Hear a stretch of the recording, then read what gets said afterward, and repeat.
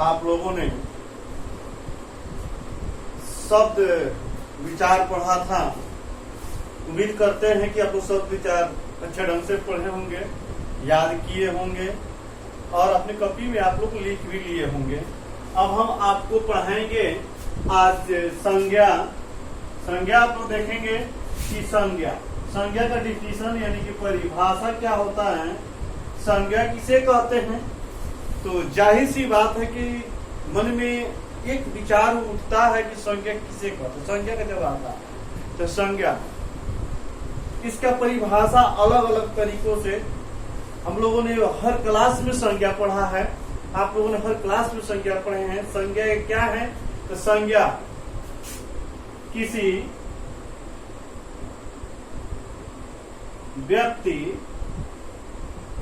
वस्तु, स्थान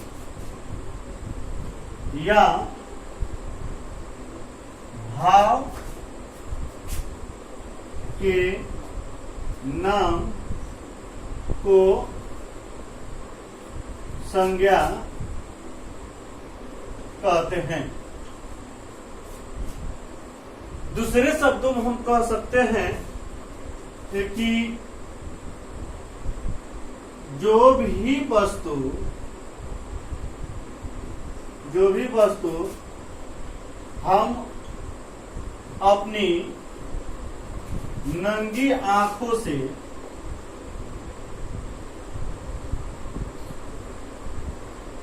देखते हैं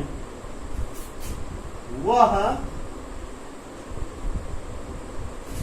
संज्ञा। नंगी आंखों से हम जो भी वस्तु देखते हैं वह क्या है? तो वह संज्ञा है। जैसे टेबल,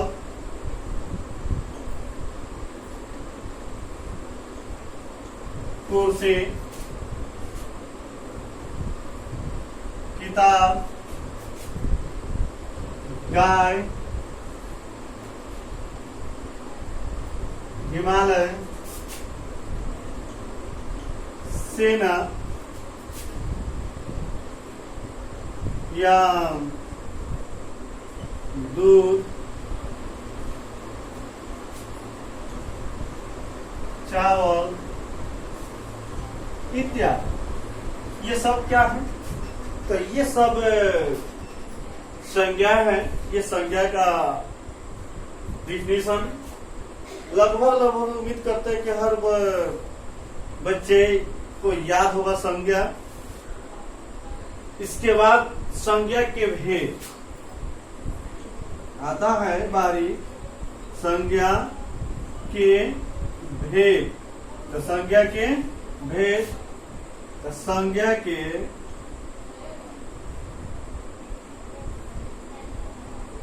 5 भेद होते हैं।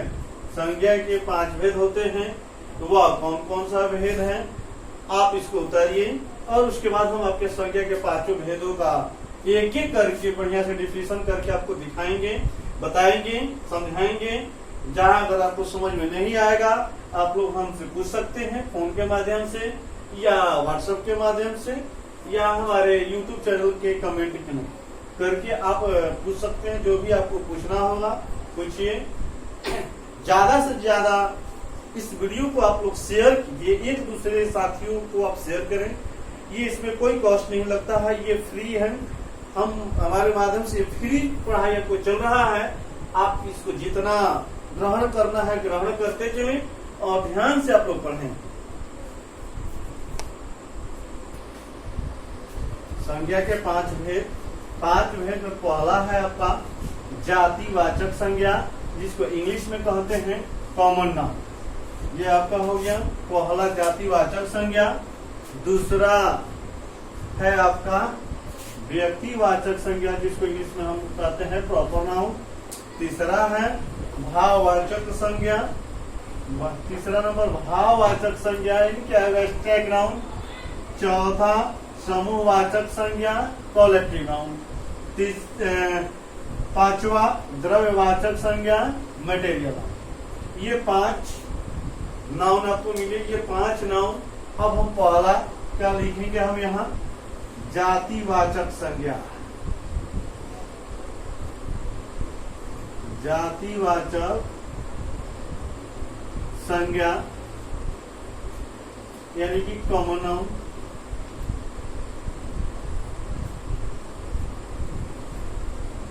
कॉमन नाउन जातिवाचक संज्ञा क्या है, ये आप इसको देखें, इसको उतारते चले साथ साथ में, आप लोग देखते चले कि जातिवाचक, ये जातिवाचक संज्ञा कॉमन नाउन जिससे जाति भर का बोध हो उसे जातिवाचक संज्ञा कहते हैं। जातिवाचक समझ लीजिएगा यहाँ ध्यान से, क्योंकि जातिवाचक और व्यक्तिवाचक में थोड़ा सा का अंतर, जैसे कि गाय, फल, फूल, यानी कि गाय, एक गाय हम जैसे ही कहते हैं तो पूरे जाति भर का बोध होता है, वह लाल हो या काली हो या गाय हो, मतलब कोई भी है। जैसे कि फल में पूरे फल जाति का बोध होता है। उसी तरह से फूल का है, पहाड़ है, नदी है, मनुष्य है इत्यादि। उसके बाद दूसरा नंबर पे आता है बारी अब व्यक्तिवाचक संज्ञा। दूसरा नंबर में व्यक्तिवाचक संज्ञा, इंग्लिश में कहते हैं प्रॉपर नाउन।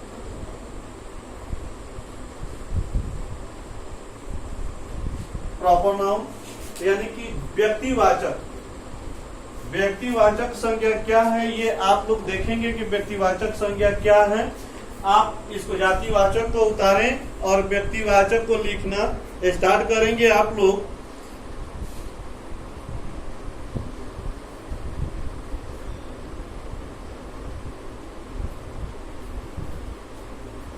यहां देखेंगे व्यक्तिवाचक,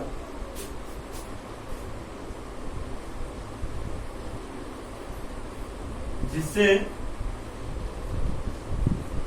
किसी एक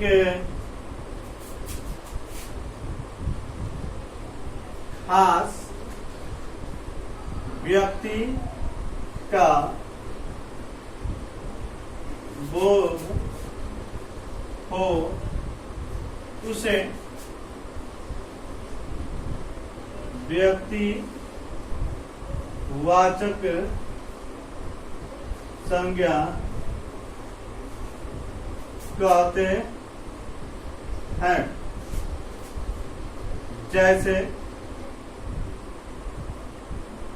श्री राम,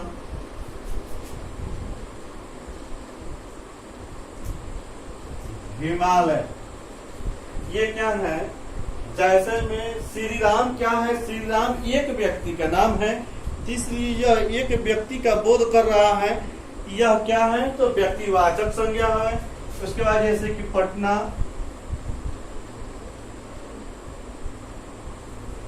गंगा इत्यादि। श्री राम, हिमालय, पटना, गंगा इत्यादि, ये सब क्या है, गंगा, पटना, हिमालय, श्री राम, यह व्यक्तिवाचक संज्ञा है, जिसको इंग्लिश में कहते हैं प्रॉपर नाउन। यहाँ तक आप उतारिए। इसके बाद फिर हम आपको तीसरा यानी कि इस भाववाचक संज्ञा पढ़ाते हैं, और समूहवाचक और द्रव्यवाचक। जल्दी आप लोग इसको उतार लें और उतारते चले, और साथ साथ में याद भी करते चलना है। ये नहीं कि खाली बस लिख लिए और कॉपी में उसको रख दें, ऐसा बात नहीं होना चाहिए। यहाँ तक उतर गया। अब इसके आगे आप देखेंगे ये क्या है, भाववाचक संज्ञा।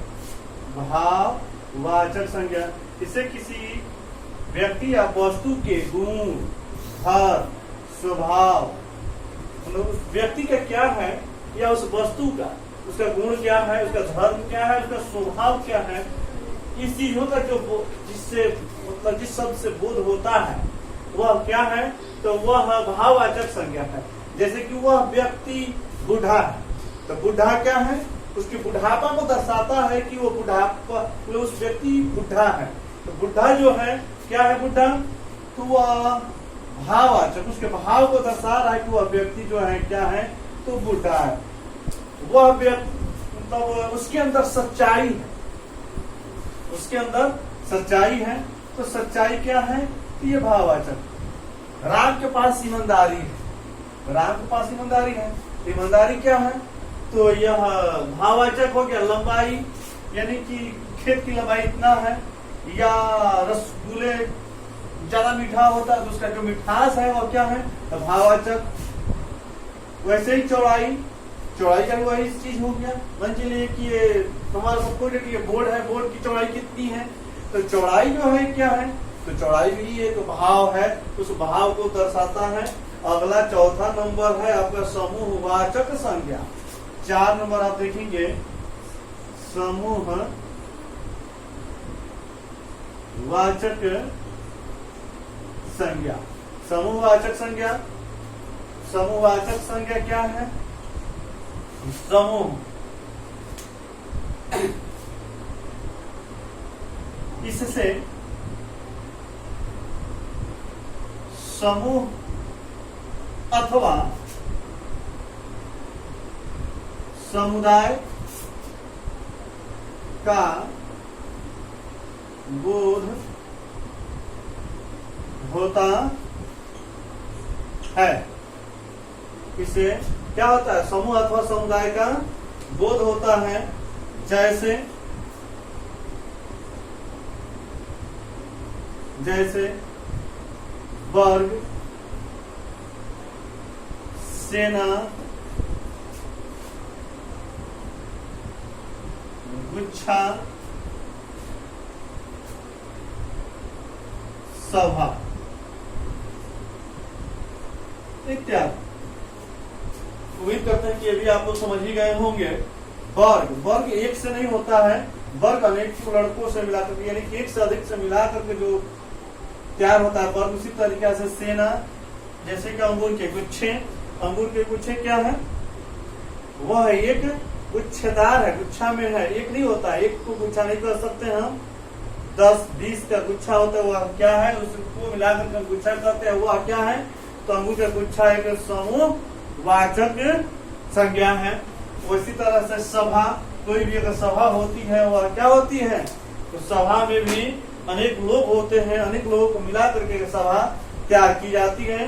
इसके बाद आप लोग उतारे, उसके बाद 5 नंबर आपको मिलेगा क्या? तो द्रव्यवाचक संज्ञा।